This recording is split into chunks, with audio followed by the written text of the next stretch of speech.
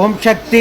திண்டுக்கல் மாவட்டம் ஒட்டன்சத்திரம் தாராபுரம் மெயின் ரோடை சார்ந்த நாகஜோதி கிருஷ்ணமூர்த்தி தம்பதிகள் திருமணமாகி 4 ஆண்டு காலம் குழந்தை பேர் இல்லாமல் நம்ம சேலத்து மகமாயை தேடி வந்து 3 அமாவாசை கும்பப்படையில் பிரசாதம் வாங்கி சாப்பிட்ருக்காங்க.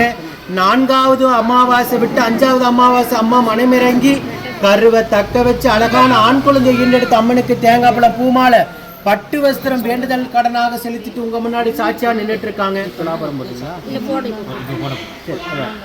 அதே போல அம்மனுக்கு எடைக்கு எடை வேண்டுதல் கடனாக துலாபாரம் செலுத்திட்டு உங்க முன்னாடி சாட்சியா நின்றுட்டு இருக்காங்க.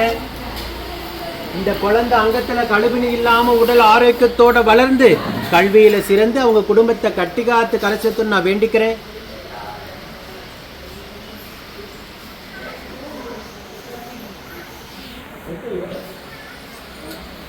இந்த வீடியோ பார்க்கின்ற பக்த கோடி பெருமக்களாகி நீங்களும் வேண்டிக்கங்க.